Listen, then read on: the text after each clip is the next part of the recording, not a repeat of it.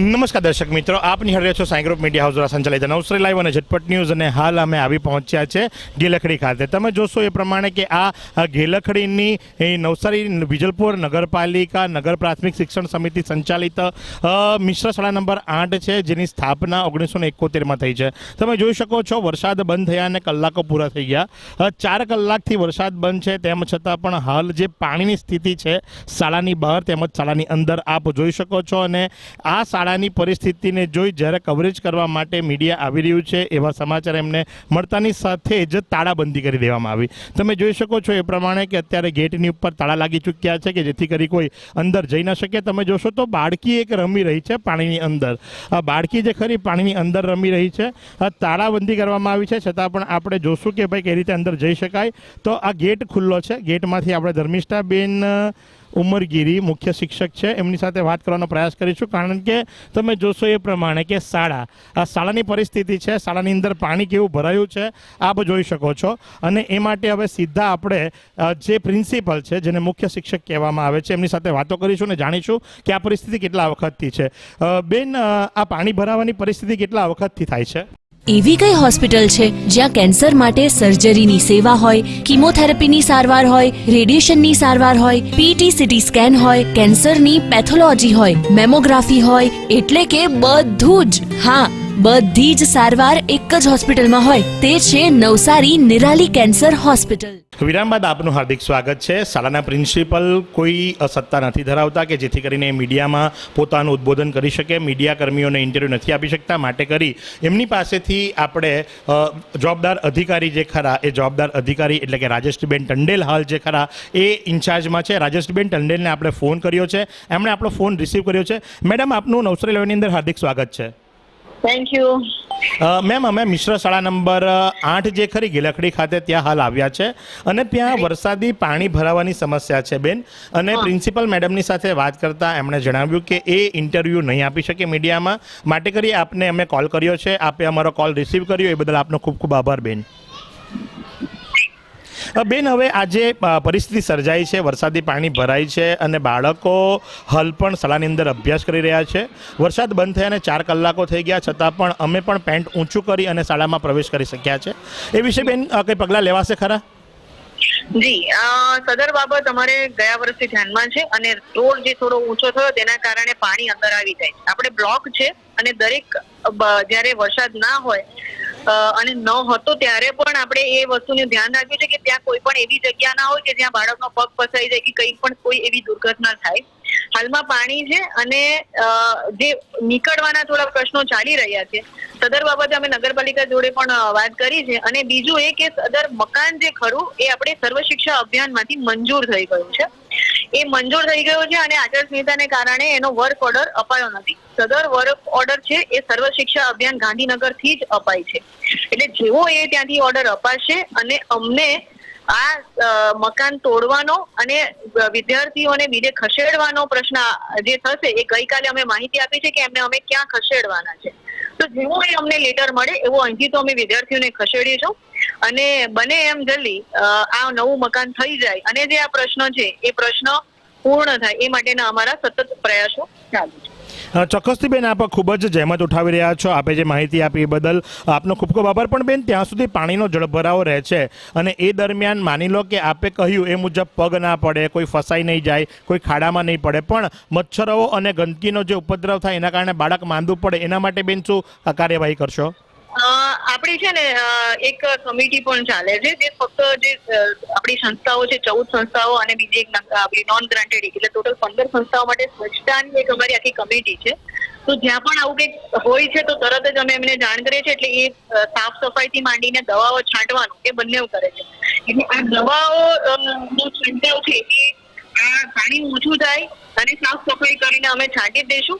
સાથે સાથે બાળકોના આરોગ્ય માટે પણ જે કંઈ પણ પગલાં લેવાના થાય એ વાલીઓ સાથે પણ અને શાળા કક્ષાએથી પણ એ તકેદારી રખાય એ માટેની એસએમસી કમિટીની અંદર પણ અને શિક્ષકો દ્વારા અને આચાર્ય દ્વારા પણ મુખ્ય પગલાં લેવાઈ રહ્યા છે. તો વી આર ઓલ્સો ઇન વરી કે અમારે આ બાળકોને અને અમારી એવી પોતાની એવી લાગણી છે કે ઝડપથી અમને આ વર્ક ઓર્ડર મળે, ઝડપથી આ બાળકોને અહીંથી શિફ્ટ કરીએ. કારણ કે રોડ ઊંચો છે, થોડો પાણી અંદર જ આવે છે એમાં કોઈ બીજું ઓપ્શન અમને મળતું નથી. તો અમારી પણ એવી ઈચ્છા કે જલ્દીથી આ મકાનનો વર્ક ઓર્ડર મળી જાય, જેથી અમે બાળકોની શકે અને ઝડપથી મકાન બને તો સારા મકાનમાં બેસી શકે. ખૂબ ખૂબ આભાર બેન આપનો કે આપ અમારી સાથે ફોન લાઈનથી જોડાયા અને આપે સંપૂર્ણ માહિતી આપી. પણ બેન, ચોક્કસ જ્યાં સુધી વર્ક ઓર્ડર નહીં આવે, જ્યાં સુધી નવું મકાનમાં શિફ્ટ ન થાય, ત્યાં સુધી કંઈક વહેલી તકે આ પાણીનો જલભરાવનો કોઈક નિકાલ થાય એવી વ્યવસ્થા કરશો, એવી નવસારી લાઈવ આપને નમ્ર અરજ કરી રહ્યું છે મેમ. હું આજે જ સંસ્થાની મુલાકાત લઈ લઉં છું અને સીઓ સાથે કે બીજી કમિટીઓના અધિકારીઓ છે એમની સાથે હું સંકલન કરીને ઝડપથી આનું નિવારણ કરવાનો પ્રયત્ન કરીશ. અને આપે જે ધ્યાન દોર્યું છે એ માટે આપનો પણ આભાર. Thank you. ધન્યવાદ madam, thank you very much. તો જે પ્રમાણે આપ નિહાળી શકો છો કે ડૉક્ટર રાજશ્રીબેન ટંડેલે આપણી સાથે ટેલિફોનિક ચર્ચા કરી, સંપૂર્ણ માહિતી આપી, વર્ક ઓર્ડર બાબતની પણ માહિતી આપી. ઇલેક્શનના કારણે, આચારસંહિતાના કારણે નહોતો અપાયો, ગાંધીનગરથી અપાય છે, પણ તમે જુઓ એ પ્રમાણે કે હાલ તો પાણી ભરાયું છે ને હાલ પાણીની અંદર પણ શિક્ષા આનું વિદ્યાનું મંદિર છે, વિદ્યાના મંદિરની અંદર બાળકો આવન જાવન કરે છે અને નાના ભૂલકાઓને તો પિતા પોતાની કેળ ઉપર ઉચકીને લાવે અને લઈ જાય છે, કારણ કે શાળાની બહાર અને શાળા કમ્પાઉન્ડમાં પણ ખૂબ પાણી ભરાયું છે. એટલું જ નહીં, પણ જે લેવલ છે, બ્લોક નાખવામાં આવ્યા છે, શાળાનું લેવલ છે, એ શાળાના લેવલ અને રસ્તાના લેવલ એક સરખું થતાં શાળાની અંદર પાણી ભરાય છે. અને જે બાબતની અંદર ચોક્કસથી નવસારી વિજલપુર નગરપાલિકાને સંબોધીને લખવામાં આવ્યું છે, 2023માં અરજી કરવામાં આવી છે, ફોટાઓ પાડી મોકલવામાં આવ્યા છે. ઇવન 2024માં પણ એક સાથે ઓલરેડી આ બાબતની અરજી કરી દેવામાં આવી છે, એના ફોટાઓ પાડી અને મોકલવામાં આવ્યા છે. તો જોવાનું એ રહ્યું કે જ્યારે નાના બાળકો આ રીતે શાળાની અંદર ભણતા હોય અને ત્યાં આટલો જલભરાવ થયો હોય, વરસાદ બંધ છે છતાં પણ પાણીનો નિકાલ થતો નથી, કારણ કે આ ઊંડાણવાળી જગ્યા છે અને ઊંડાણવાળી જગ્યાની અંદર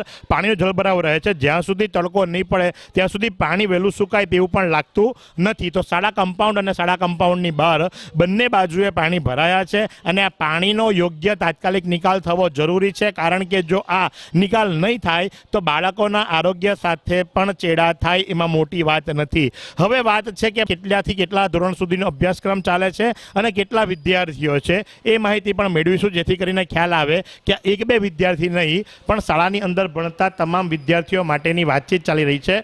તો ક્લાર્ક મેડમ, એટલી તો માહિતી મળી શકે ને કે ભાઈ શાળામાં કેટલાથી કેટલા ધોરણ સુધીનો અભ્યાસક્રમ ચાલે છે અને કેટલા વિદ્યાર્થીઓ છે આપણી શાળાની અંદર? એટલી માહિતી તો આપ આપી જ શકો ને મેમ. બાલવાટિકાથી ધોરણ 8 સુધીના 357 બાળકો સાથે ટીચિંગ નોન ટીચિંગ સ્ટાફની વાત કરીએ તો એટલે કુલ મળીને સ્ટાફ 20નો સ્ટાફ છે.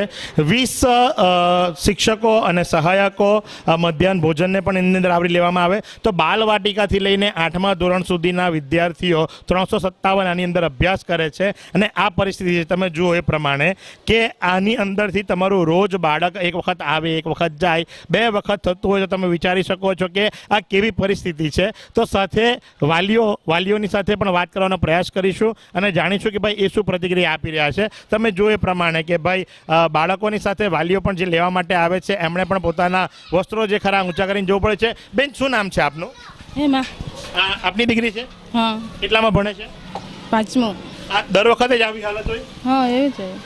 તો તમે રોજ આવી રીતના પાણીમાં ભીંજાઈને આવો ને ભીંજાઈને જાઓ? એવું જ વળી, પીલાઈને જ જવા પડે વળી. તો કેટલા દિવસ સુધી પાણી ભરાયેલું રહે અહીંયા? એટલે 5-6 દિવસ સુધી રહ્યો ને.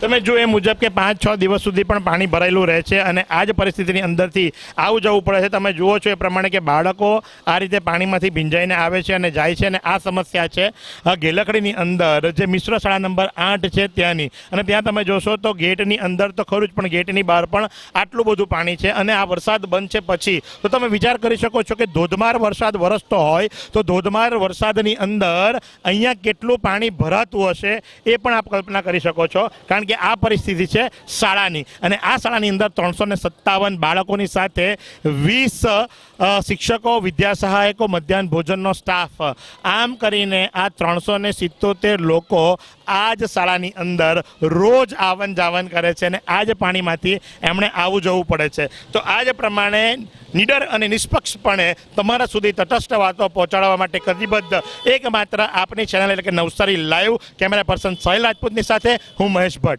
फालूदा मिक्स की इतनी सारी वैरायटीज रिफ्रेश के पास है. अगर आपको भी चाहिए रिफ्रेश के फालूदा मिक्स की इतनी सारी वैरायटीज तो फिर सर्च करो, क्लिक करो, लाइफ को रिफ्रेश करो.